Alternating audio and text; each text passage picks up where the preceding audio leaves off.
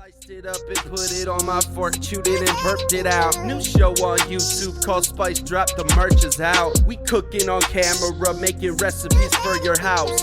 I think it's safe to say the play I made is worth it now. What up, Spice Droppers? This is Charlie coming at you from Ferndale, Michigan. First of all, I want to thank you all so much for watching these videos, tuning in, liking and sharing, commenting, ringing that bell. We just launched a few weeks ago and it's been fun. So today we're gonna make gyros.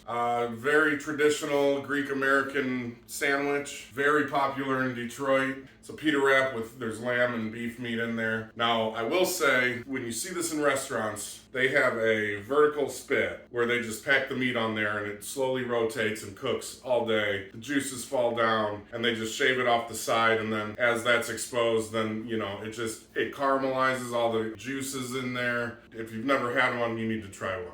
We're gonna do a little homemade version where we're basically gonna make like a meatloaf out of the beef and lamb and then just shave that into small, thin slices. You know, it looks the same, tastes the same, it's just not made the same. And I don't have a vertical spit. If you have a vertical spit, then feel free to just pack meat on that and let it rotate. We're also gonna make tzatziki sauce to go on it. There's a lot of flavor in this dish and it all comes out beautifully together. So let's get at it. All right, let's make that meat first. And what do we need for that? My nemesis, onion skins. Generally you put one onion in, but I got small onions, so I'm using two.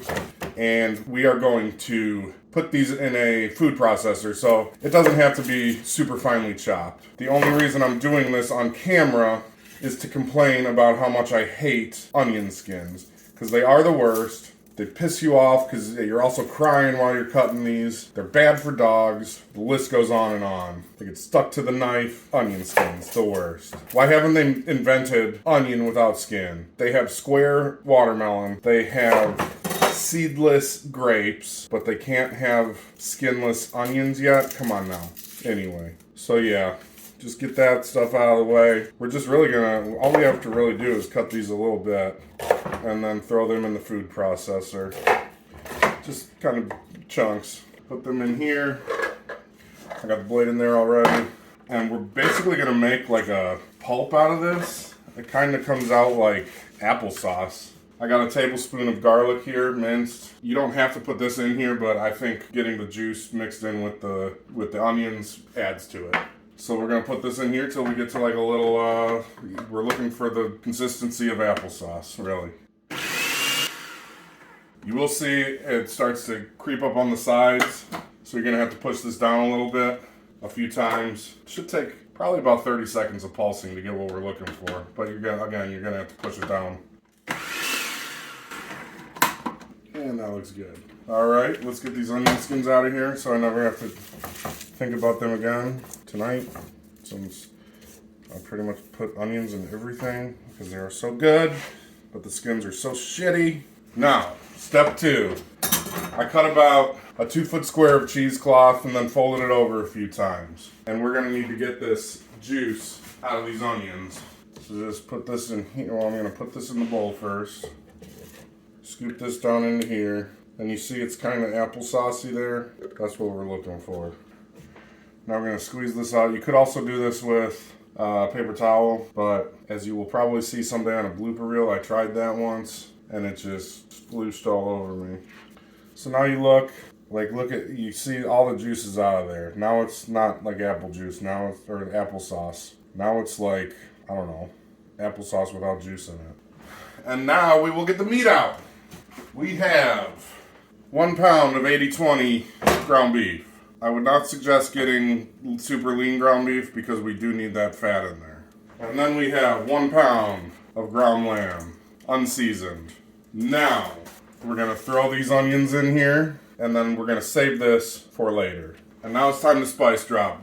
As I mentioned, the lamb is unseasoned. We're gonna put a shit ton of seasoning in there because we need that seasoned flavor to come through over the tzatziki sauce as well. So it might seem like we're putting a lot of spice in there, but it's gonna meld very well with the tzatziki. So, right here, I already mixed it up for us so it's quicker. We have 1.5 tablespoons of oregano. We have 1 teaspoon of cumin, 1 tablespoon of marjoram, 1 tablespoon of thyme, 1 tablespoon of pepper, 1 tablespoon of salt, We have 2 teaspoons of rosemary, and that's everything. Spice drop. Ooh, yeah. And then we're gonna mix this up by hand until it's evenly distributed. And again, I know it seems like a lot, but you need that flavor in this dish. Spice Droppers, while I'm doing this, I want to ask everyone to like and share. If you'd like to get notified, we are coming out with a new video each week. So ring that bell and you'll know when that comes out and you can be the first to watch it. Or the 10,000, who knows. Tell all your friends about us. Okay, now we're gonna take some parchment paper, put this in here, tightly pack this up, and then we're gonna wrap that in plastic wrap and put this in the fridge for 1 to 2 hours. We want everything to meet. We want all those flavors to start having a party before we throw it in the oven. So 1 to 2 hours in the fridge and we should be good to go.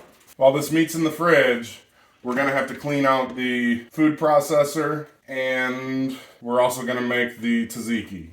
All right, Spice Droppers, so we just put the meat in the fridge.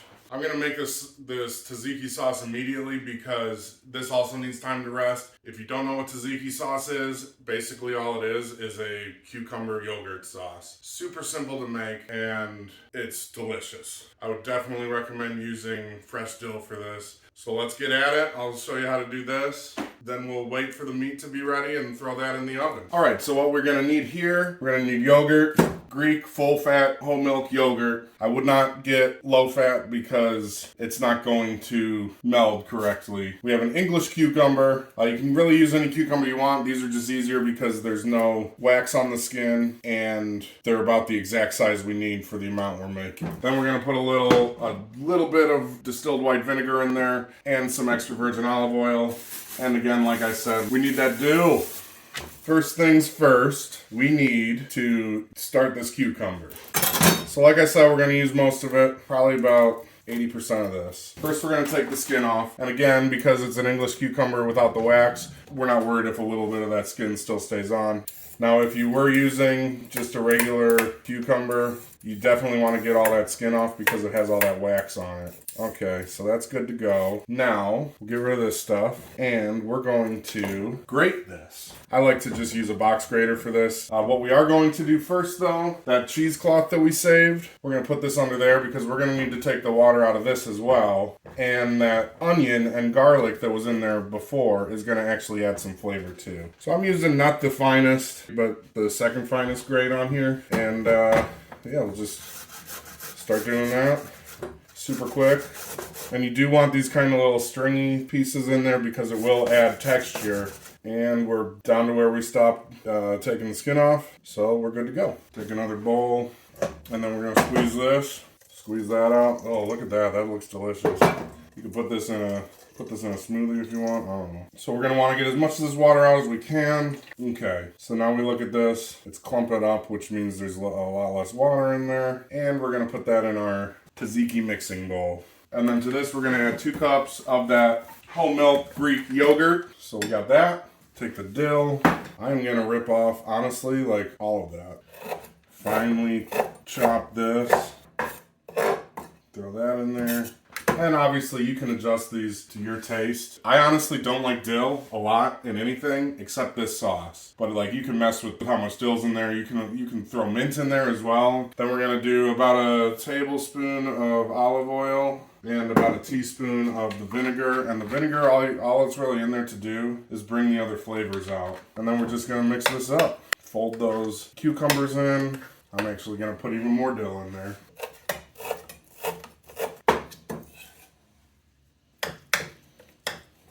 Here's what I'm gonna do too. Another trick of the trade that as Spice Droppers we should all know. If you're trying to get more flavor out of everything, you add some citrus to it and it will make it pop. I don't have any lemons right now, but generally I would just put like the juice of half a lemon in there. But I'm gonna do like just a little bit of this.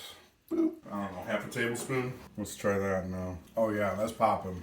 Oh yeah. Okay, now we're gonna cover this, put this in the fridge. It definitely, I would say, needs at least an hour to get those flavors bouncing.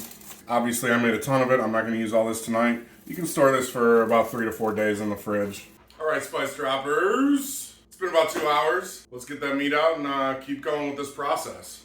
So we got the meat here. We're going to take this out, put it in the food processor, get it real finely minced. All right, so I will let you know that this is a lot of meat for even this giant food processor. So I'm gonna do this in 3 different batches.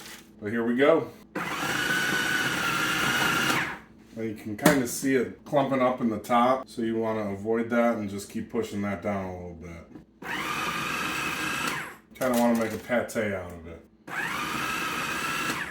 And you can kind of see how it stops clumping up so much when it's ready to go. All right, we're going to take as much as we can out of here, put it in the pan.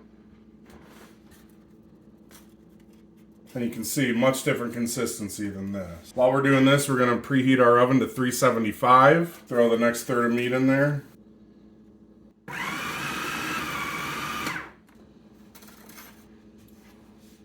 Last third.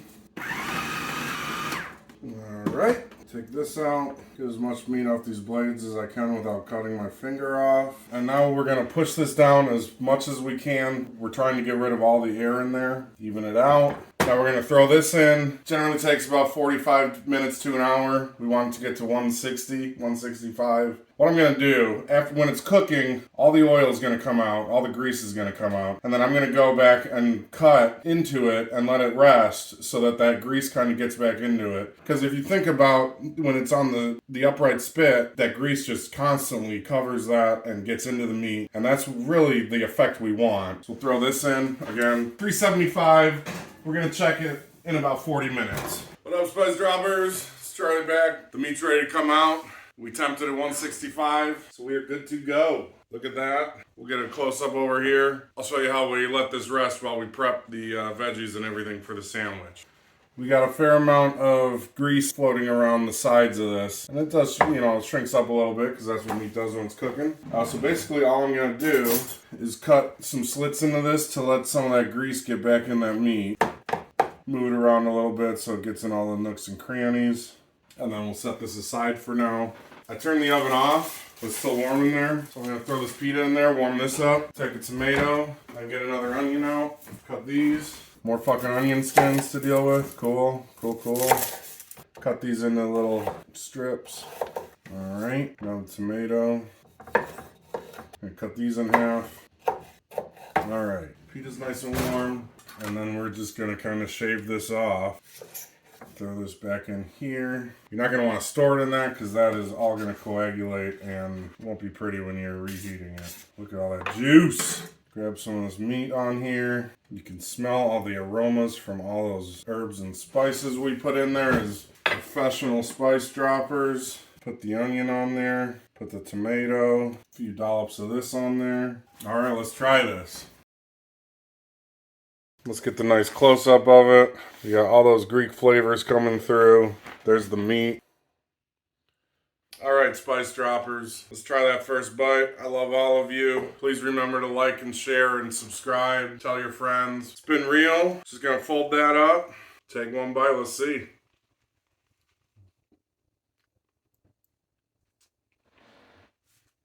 Oh yeah, it's good. You got that fresh cucumber and dill in there with that yogurt. All those spices coming through in that meat. You got juices coming out of the meat while we're eating it. We call it second kitchen sounds for a special reason. Stuff. That's because we're cooking everything in any season. Plenty seasoning on the food when we're preparing it. And when it's finished, we're all sitting down and sharing it. Yeah.